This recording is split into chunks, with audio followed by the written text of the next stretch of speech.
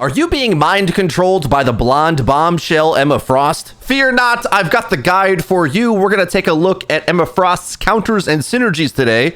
I've been researching the top ranked Emma Frost player who is currently Japanese Curry, so we're going to go over the best heroes and team comps to play around her, as well as the style that you'll need in order to counter her. First, let's go over the basics. Her playstyle. She has low mobility, but high damage that racks up the longer she shoots. And insane CC, who can stun and toss an enemy deeper into your formation. She will struggle to close the distance, but once she's laning the enemy in a close range brawl, the combination of her damage, ramp, and stun means she's an auto win against a lot of characters. There's a lot of frontliners that are very tanky, but have moderate to low damage. Because Emma's damage is high, once she gets on a fight against them, she will always win. So because of this, characters like Mag, Strange, or especially from the previous season, Groot, if she gets in on you, you can expect to lose if the fight goes on too long, because either her damage will ramp up or she'll CC you, likely stacking with damage and other crowd control effects from her team. This means the rules of engagement against her are severe, which hasn't been the case for Vanguards in the past, who usually are tanky in their own right, but not many have good damage. The key takeaway is, if you're the type of character that can't kill her up close, every second that you're deciding to fight her, you're making her win. A lot of team fights in Marvel Rivals look like this one, with a Luna ult Lollapalooza lasting 12 hours, putting everything in stasis. Emma Frost benefits from this type of extended fight, being able to maintain at 100 charge, or remember, any stun effect is almost like removing the enemy's damage anyway, giving her an option to stun defensively or to have the offense racked up and ready for when the support ult is over. Emma Frost is the first true carry style Vanguard, similar to damage mechanics like Zarya in Overwatch, where if she is alive late into the fight, few things will want to continue fighting her at 100 charge. So when she's at an advantage, she's one of the best characters to hold down W and clean up the rest of the enemy team. Her ultimate channels in a cone, and after a bit will fully mind control the enemy for them to walk towards her.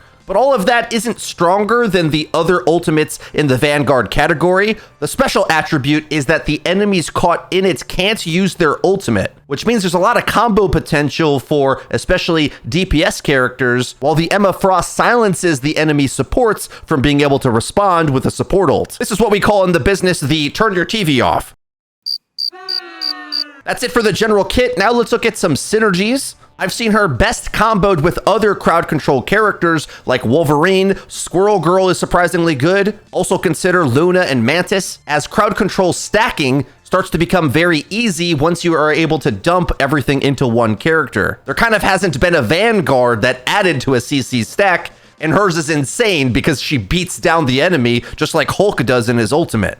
Above all of those, though, probably is Bucky, who already was a mainstay in the pro CC pick comp. Emma Frost either adding to or replacing the Groot, who has a similar lockdown effect. Otherwise, in the ult fight, you want to synchronize an aggressive use of a damage ultimate in time with Emma Frost disabling the backline. Mostly anything will work: big bombs, Namor, Iron Man, or channeling ults such as Star-Lord or Psylocke were typically ones that were more likely to get shut down by support ult. I think the ones with mobility look even scarier, as there's likely something in the fight you can target, with even a second or two delay on the enemy's support ult. The effect isn't so devastating that they usually can't cast an ability eventually. You're not going to get team wipes with this often, but you certainly can nuke something for a quick man or two advantage before the enemy start responding with their ults, which likely wins you the fight in the long term. Now, I've got an extra credit combo for you. Japanese Curry pulled off a teamwork play that is better than anything you've ever seen. His ally Strange makes a trapdoor portal which kidnaps the enemy Groot. The Emma stun doesn't land here, but you see the thought process. The Groot dies instantly anyway, but any amount of CC stacking here from the team would be a pick. And another thing to note, oftentimes in Japanese Curry's games, there's 3 tanks getting picked, which might sound a bit terrifying, but when you combine the fact that there are a few high damage tank picks out there, and if you're comboing with something like Groot or Wolverine, focus fire is all you need. Since once Emma is set up, her damage is pretty high anyway. It's not like that target is gonna get out. Next, let's talk about some counters. While I don't suggest picking Mag against her, Strange I find a bit even just because he has more options for distance control, and it's easier for him to reposition to block her ultimate. But frankly, that's not her biggest play. Her neutral fight damage and crowd control stack is what's going to be hardest to outplay in my opinion. So because of that, I'm going to give you two options. You either go more aggressive diving her team with a character like Venom, who gets in fast,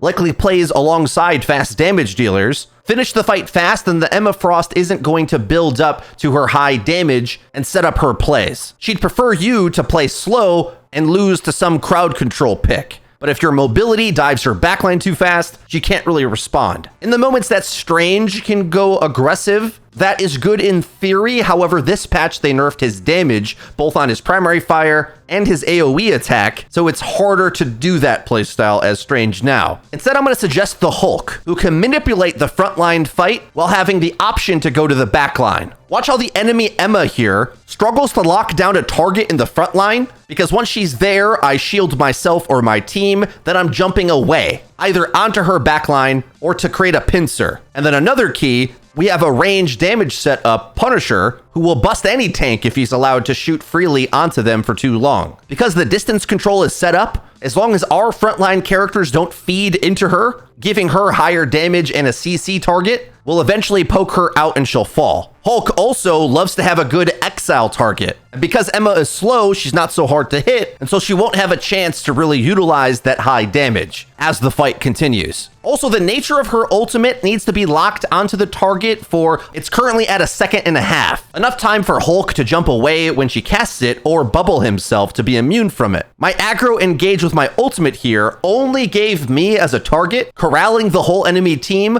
pulling her off the rest of my team, creating an uncontested firing lane for my Punisher. Also, be on the lookout for future character additions that have abilities like Hulk's shield that gain benefit from the enemy shooting them. There's actually not so many right now, but seeing as she needs to continuously shoot to get value, characters that gain a benefit from drawing that type of aggro will be good against her in the future. And one last important character at the end here, the Thing is CC immune, which means if you are going to go at her from the front without poking her out or diving her backline, the Thing is probably one of the most crucial characters to get in your team comp. The only problem is because she has a ranged attack and he doesn't, you're really going to have to fully commit in order to overwhelm her. So perhaps the combination of the Thing and the Hulk may be able to go aggro from the front and disengage when they need to. But that's just my theory crafting for now. It's only been like a day, so this will develop even more over time. But I hope you guys enjoyed the video. If you did, please be sure to leave it a like. And don't forget to click subscribe and the bell icon so you get notified when I upload more videos covering either Marvel Rivals or Overwatch. That's been it for me. I've been Frito. I'll see you guys next time.